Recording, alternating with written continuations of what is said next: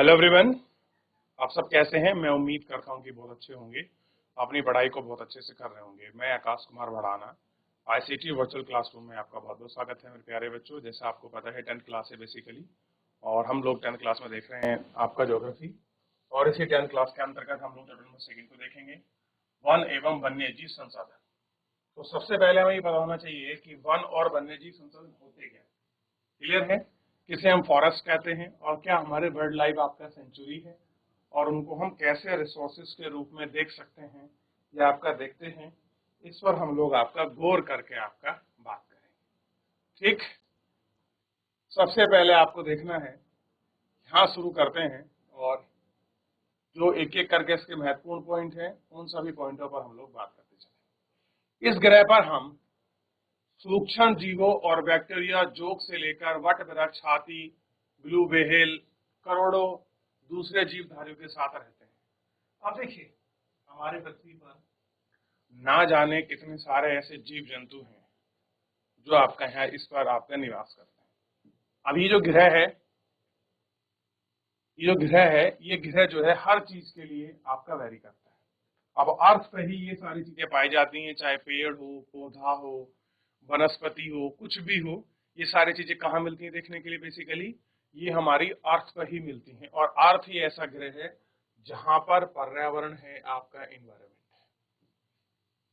ठीक, अब देखिए, यह है पूरा आवासीय स्थल जिस पर हम रहते हैं, अत्यधिक जैव विविधताओं से भरा हुआ है। कह रहे हैं जिस पर हम रहते हैं, ये जो पूरा आवासीय मतलब जहां पर लोग आपका इस क्षेत्र में निवास करते हैं, जिस पर लोग रहते हैं, ये कैसा है, अत्यधिक जैव विविधता से भरा हुआ है। बहुत सारे इसमें बायोडाइवर्सिटी है।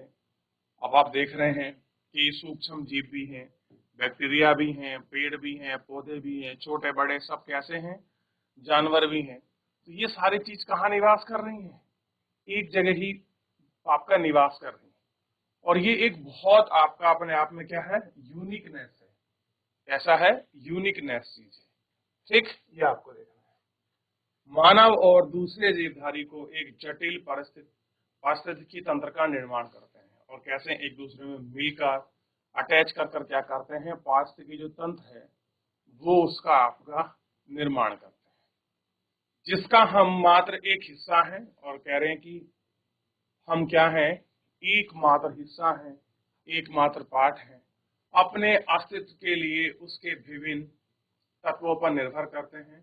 उदाहरण के लिए वायु जिसमें हम सांस लेते हैं, जल जिसे हम पीते हैं, मृदा जिसमें हम अनाज पैदा करती है, जिसके बिना हम जीवित नहीं रह सकते। देखिए, सांस लेने के लिए आपको क्या चाहिए, वायु की आवश्यकता है। पीने के लिए आपको जल चाहिए, और मृदा यानी कि मिट्टी जिसमें हम अनाज पैदा करते हैं। तो ये तीन चीजें ऐसी हैं जो सबसे ज्यादा महत्वपूर्ण है। क्या है, सबसे ज्यादा महत्वपूर्ण है, और हमारे लिए सबसे ज्यादा वैरी करती है। ठीक, अब बताइए, जिसके बिना हम जीवित नहीं रह सकते, क्या हम जिंदा रह सकते हैं इन सब के बिना। पेड़ पौधे, पशु और सूक्ष्म जीव जिनका पुनः सर्जन करते हैं, वन पारिस्थितिकी तंत्र में महत्वपूर्ण भूमिका निभाते हैं, क्योंकि ये सब प्राथमिक उत्पादक हैं जिनके द्वारा हम जीव पर आपका निर्भर करते हैं। और कैसे करते हैं, हम सब एक दूसरे पर इनको आपका देखते हैं कि कैसे कोई एक दूसरे पर आपका डिपेंडेबल है, कैसे कोई एक दूसरे पर आपका निर्भर करता है। ठीक, ये आपका देखिए, वन्य जीव और कृषि फसल उपजायतों में अत्यधिक जीव जो है जैव विविधता पाई जाती है। कैसी मिलती है, अगर आप देखोगे इन सब में एक अलग प्रकार की जो है जैव विविधता देखने को मिलती है। यह आकार और कार्य में विभिन्न है, परंतु अंतर से जटिल जाल द्वारा एक तंत्र में गुथी हुई है। जैसी है ये एक साथ आपका गुथी हुई है। अब कह रहे हैं भारत में वनस्पति जात और प्राणी जात, कह रहे जो भारत है इसमें जो आपकी वनस्पति हैं और जो प्राणी जात है, इनके विषय में हम लोग देखते हैं। ठीक, कि कितने हमारे पास पेड़ पौधों की क्या स्थिति है और जीव जंतु हमारे पास कौन कौन से हैं, किस किस कैसे हैं, हम उनको विषय में हम लोग इस चैप्टर में बड़े अच्छे से गौर कर कर हम लोग उनको पढ़ेंगे और उनको देखेंगे भी कि किस स्थिति में ये सारी चीजें हमको दिखाई दे रही हैं। क्लियर है? तो अगर आप इनको देखेंगे तो सारी चीजें बड़े अच्छे से एक एक करके गौर करके अगर आप इनको पढ़ लोगे तो सारी चीजें बड़े अच्छे से समझ आपको आ जाएगी। आइए देखते हैं।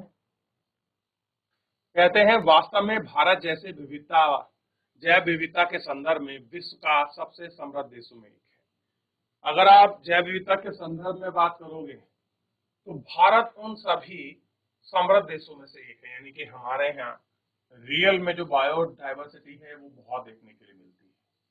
और ये केवल पेड़ पौधों में नहीं बच्चों, हमारी संस्कृति, हमारे तौर तरीके, हमारी परंपरा, हमारे धर्म, हमारे जीवन यापन की शैली, हर क्षेत्र में हर तरह से अलग अलग रूप में हमको पारंपरिक रूप में ये आपका देखने के लिए जो है हमको मिलती है।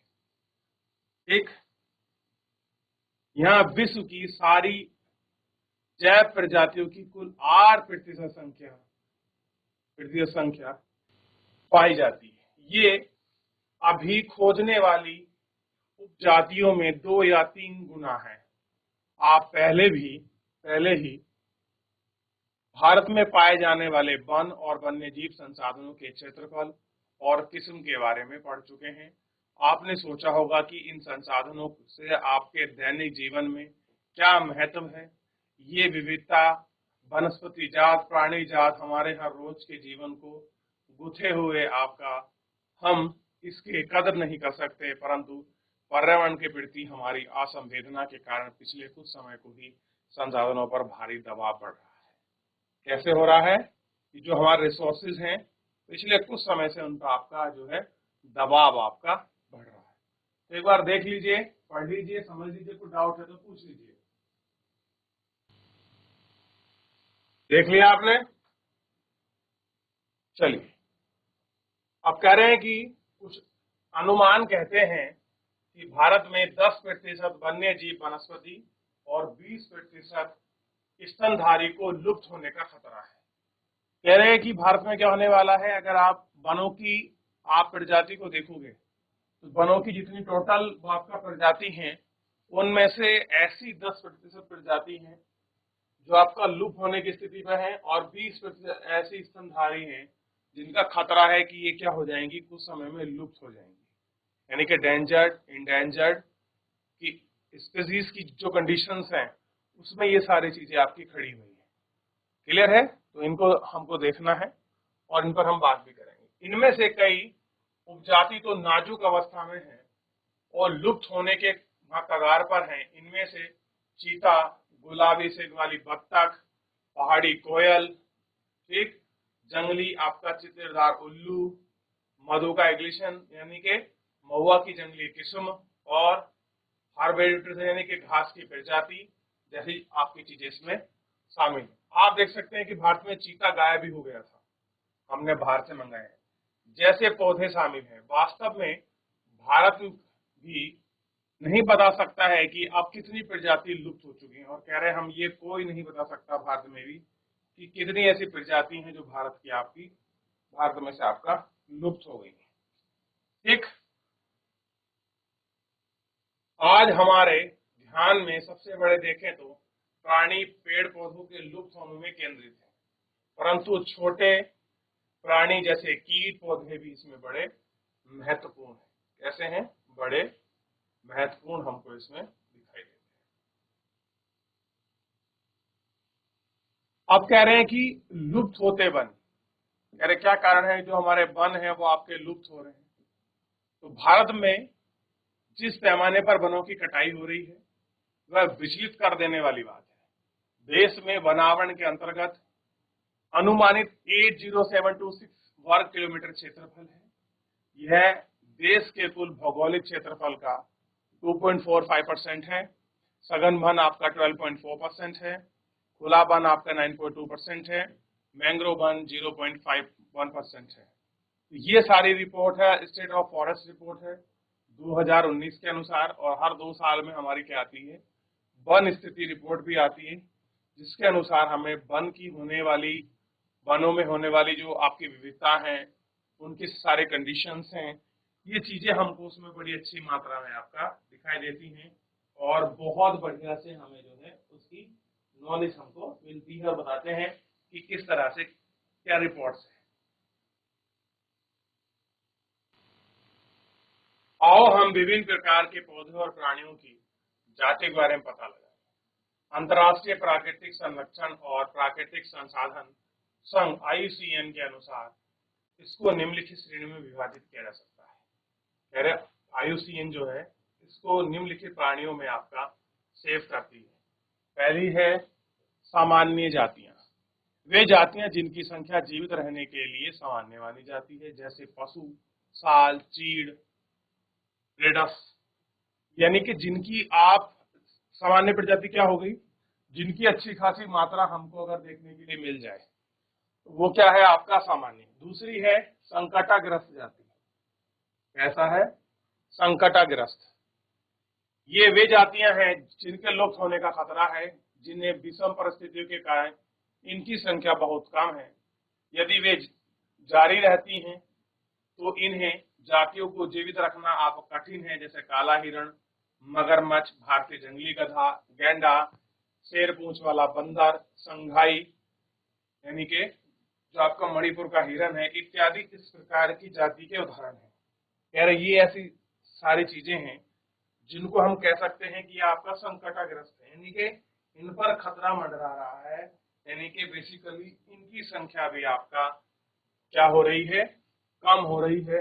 इसलिए हम कह सकते हैं कि ये क्या है, संकटताग्रस्त आपका प्रजाति है। फिर आता है वनरेबल, यानी जिसको क्या बोलते हैं, सुभेद। ये वे जातियां हैं जिनकी संख्या घट रही है। यदि इनकी संख्या पर विपरीत प्रभाव डालने वाली परिस्थितियां नहीं बदली, ठीक, विपरीत का मतलब है शायद उनका एक्सप्लोटेशन हो रहा हो, उनको कुछ आपका इन्वायरमेंटल आपके इश्यूज हो, या कोई भी ऐसा रीजन हो जिससे ये क्या हो रही है, इफेक्ट या इम्पैक्ट हो रही हैं, तो ऐसी कंडीशन में क्या हो जाएगा, आप देखिए ऐसी कंडीशन में क्या हो जाएगा कि इनकी संख्या कैसी घटती रहेगी और इन प्रजातियों को हम लोग क्या कर लेंगे, वनरेबल यानी कि संकटाग्रस्त में शामिल हो जाएंगी। जैसे नीली भीड़, एशियाई हाथी, गंगा नदी की डॉल्फिन, नाम सुना होगा आपने, डॉल्फिन को देखा होगा, ये सारी क्या है, इसी के अंतर्गत आपका शामिल है। अगला है दुर्लभ जातियां। दुर्लभ जाति मतलब आपका रेयर स्पीसीज। इन जातियों की संख्या बहुत कम है, ये सुभेद हैं, और यदि इनको प्रभाव को कम करने वाली विषम परिस्थितियां नहीं परिवर्तन होती हैं तो संकटाग्रस्त जाति की श्रेणी में आ सकती है। जा सकती है संकटाग्रस्त जाति की जो आपकी श्रेणी है उसमें ये आपका आ सकती है। क्लियर है? ये आपको बेसिकली इसमें ध्यान रखना। तो इतना हम लोगों ने आपका देख लिया है।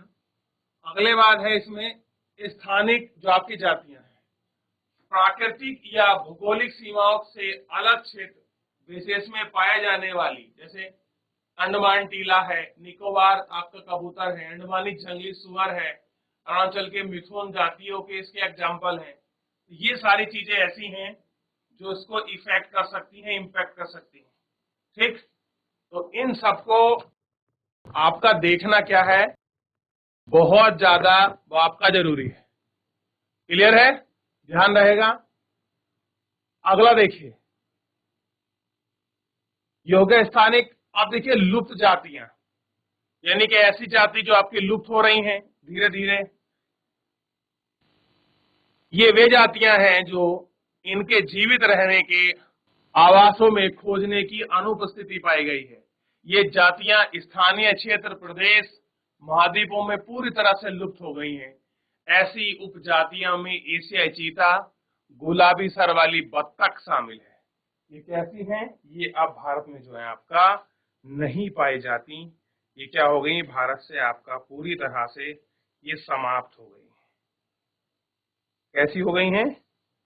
पूरी तरह से समाप्त हो गई, यानी कि इन पर क्या है, अब हम अब इनको रिकवर जो है आपका नहीं कर सकते। क्या नहीं कर सकते हम इनको? रिकवरी नहीं दे सकते। ठीक, तो थोड़ा सा एक बार जितना हमने पढ़ा है, जो IUCN ने ये जो कैटेगरी बनाई है, एक बार इसको देख लीजिए। कुछ पूछना है तो आपका पूछ लीजिए कि ऐसे क्यों श्रेणी बनाई होगी IUCN ने। क्लियर है? इंटरनेशनल नेचुरल कंजर्वेशन कन्वेंशन जो है IUCN, उसने ही पूरे विश्व की प्राणी जात, यानी कि चाहे पेड़ हो, आपका पौधा हो, उनको क्लासिफिकेशन किया है उनके नंबर्स के आधार पर कि कौन सी सामान्य है, कौन सी संकटाग्रस्त है, कौन सी सुभेद है, यानी कि जो आपका वनरेबल है। क्लियर है? और इसमें क्या थी, एक श्रेणी आपका स्थानीय जाति वाली है, और कौन सी ऐसी है जो आपकी लुप्त हो गई है।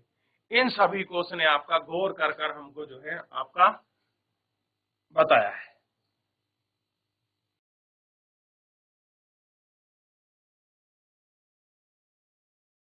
चलिए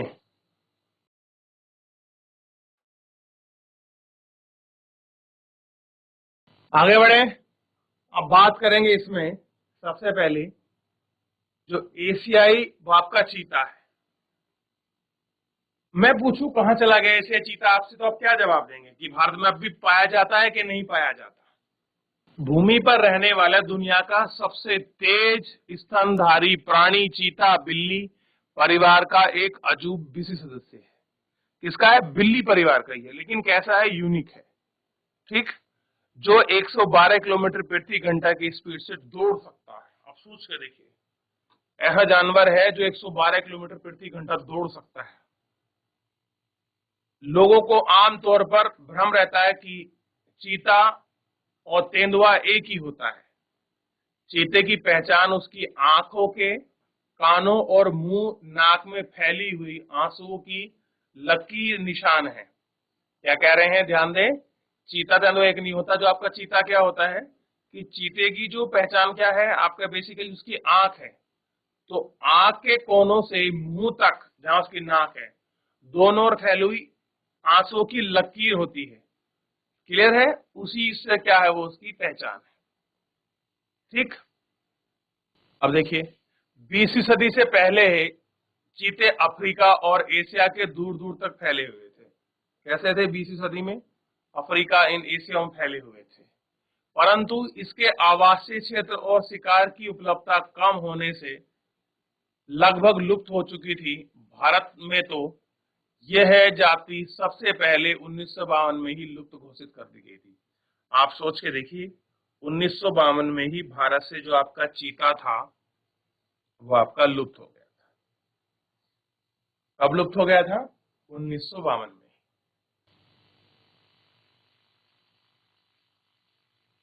तो आप सोच के देखिए कि 1952 में ही जब आपका चीता लुप्त हो गया, तो कैसे हमने आप उसको प्रजर्वेशन की नीति या जो भी आपके कुछ ऐसे प्राणी जात हैं जो आपका लुप्त हो रही हैं, हम उनको वापस रिकवर करने की कोशिश में रहते हैं ताकि इनकी रिकवरी हो सके। वे प्रतिकूल कारक कौन से हैं जिनसे वनस्पति और प्राणी जात पर ऐसा भयानक असर, ऐसा हास हुआ है? कह रहे कौन से ऐसे फैक्टर हैं जिनके कारण ये सारी चीजें आपकी कम हो रही हैं? यदि आप अपने चारों ओर नजर दौड़ाएंगे तो आप पाएंगे कि किस प्रकार हमने प्राकृतिक संसाधनों में परिवर्तन कर, इनमें आपका ध्यान रखना है, प्राकृतिक संसाधनों में आपका परिवर्तन कर दिया है। हम लकड़ी, छाल, पत्ते, रबड़, दवाइयां, भोजन, ईंधन, चारा, खाद इत्यादि प्रत्यक्ष अथवा परोक्ष रूप से वन और वन्य जीव से प्राप्त होते हैं। इसलिए हम ही इनको, जिन्हें वन और वनस्पति को नुकसान पहुंचाते हैं। फाइनली कौन पहुंचा रहा है नुकसान? हम ही हैं। जो हम क्या करते हैं, हम इन सभी को आपका नुकसान पहुंचाते हैं। ठीक है, क्या करते हैं? आपका नुकसान पहुंचाते हैं। अब देखिए एक ही प्रकृति में कैसे बहुत सारी चीजें आपकी निवास करती हैं, आप देख सकते हैं। अब आप देखते हैं कि एक हमारी वाकई प्रकृति है, उसमें पेड़ भी हैं, पौधे भी हैं, जीव भी हैं, जंतु भी हैं, कीट भी है, मानव भी हैं। हर प्रजाति कैसे आपका निवास करती है। आप कोई भी एक नेचुरल जो आपका जंगल हो, आपका उसको देखिए, उसमें आपको सारी चीजें बड़ी स्पष्ट रूप से दिखाई देंगी और सारी चीजें आपको बड़े अच्छे से आपका समझ में भी आएंगी।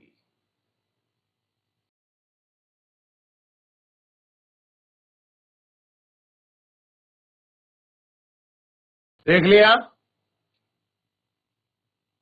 अब देखिए, भारत में वनों को सबसे बड़ा नुकसान उपनिवेश काल में रेलवे लाइन, कृषि, व्यवसाय, वाणिज्यिक, वानिकी और खनन प्रक्रियाओं से हुआ है। स्वतंत्रता प्राप्ति के बाद वन संसाधन के सुगड़ने से कृषि के फैलाव के कारकों में से एक रहा है।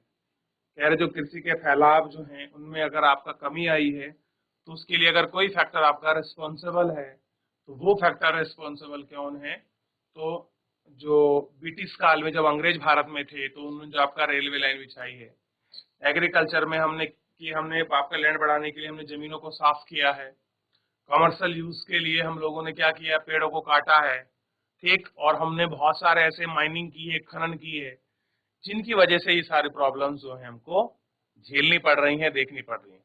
स्वतंत्रता प्राप्ति के बाद भी वन संसाधन को सुकोड़ने से कृषि के फैलाव में महत्वपूर्ण कारकों में से एक रहा है। भारत में वन सर्वेक्षण के अनुसार 1951 और 80 के बीच में लगभग 26,200 वर्ग किलोमीटर वन भूमि क्षेत्र में आपका परिवर्तन किया गया था। कितना किया गया था? इतना वन क्षेत्र कृषि भूमि में परिवर्तित किया गया।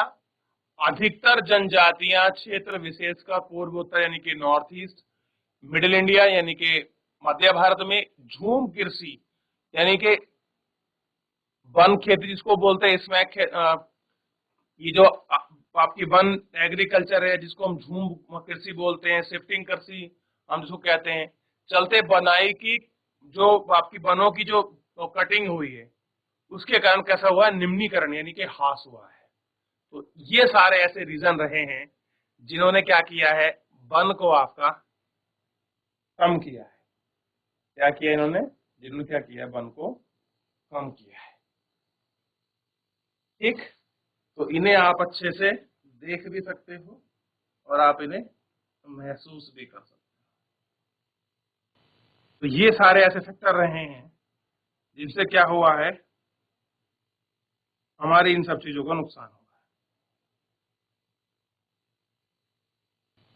क्या उपनिवेश वन नीति को दोषी माना जाए? क्या कह रहे हैं? क्या जो उपनिवेश समय में आपका वन नीति चलाई गई थी, क्या हम उसको दोषी मान सकते हैं कि उसकी वजह से हमारे वन कटे हैं? तो हाँ, कह सकते हैं, लेकिन इतनी बड़ी मात्रा में नहीं कह सकते, क्योंकि उस समय भी वैसे एक्सप्लोटेशन हुआ है। वन बहुत सारे कटे हैं जिनको काट कर उनकी लकड़ियों को वो लोग यूरोप ले गए हैं। रेलवे लाइन बिछानों में उन्होंने जो गाटर का प्रयोग हुआ है, अब तो हम लोग सीमेंटेड यूज करते हैं, वो लोग आपका लकड़ी का यूज करते थे। तो हाँ, उस समय में बहुत सारे वन जो हैं उनको वनों को आपका काटा गया था। चलिए, तो इसमें से कुछ पूछना है?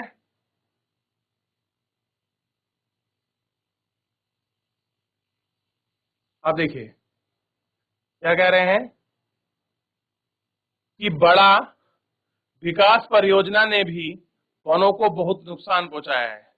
कह रहे जो हमने बहुत सारी बड़ी ऐसी विकास परियोजना बनाई है उनसे भी हमारा नुकसान हुआ। जैसे 1952 में नदी घाटी परियोजना के कारण 5,000 वर्ग किलोमीटर से अधिक वन को साफ करना पड़ा। यह है प्रक्रिया अभी भी जारी है।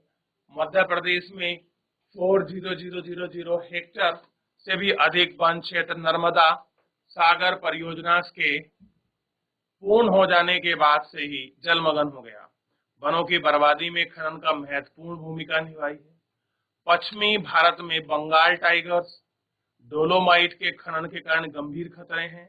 इससे कई प्रजातियों में प्राकृतिक आवास को नुकसान पहुंचाया है और कई जातियां भी इसमें कैसी हैं, आप भी शामिल हैं, और ये सारी चीजें क्या हैं, इनको बाधित कर रही हैं।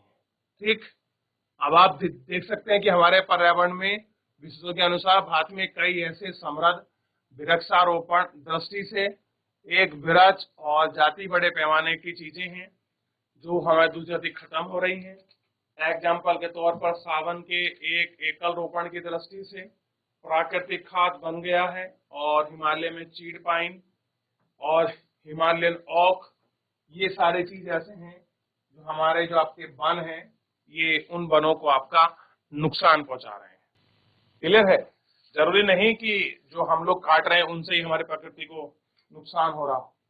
कुछ हमने ऐसे पेड़ पौधे भी लगा दिए हैं जो हमारी प्रकृति को क्या कर रहे हैं, आपका नुकसान पहुंचा रहे हैं, जो हार्मफुल है। क्लियर है? तो ये सारी ऐसी चीजें हैं जिन्हें हमको गौर करके इसमें आपका देखना है। क्लियर है? चलिए, तो फिलहाल हम इसमें इतना देख चुके हैं, और अगर किसी बच्चे की कोई क्वेरी है, कोई प्रश्न है, कोई चीज ऐसी है जो आपको समझ नहीं आई है मेरे प्यारे बच्चों, आप मुझसे बेहिचक बिना किसी संकोच के आपका कोई अगर क्वेश्चन है, कोई क्वेरी है, कोई प्रश्न है तो आप मुझसे पूछ लीजिए मेरे प्यारे बच्चों। कोई क्वेरी, कोई क्वेश्चन हो तो। नहीं तो मेरे प्यारे बच्चों फिलहाल आज के लिए इतना ही, मिलते हैं नेक्स्ट लेक्चर में। धन्यवाद।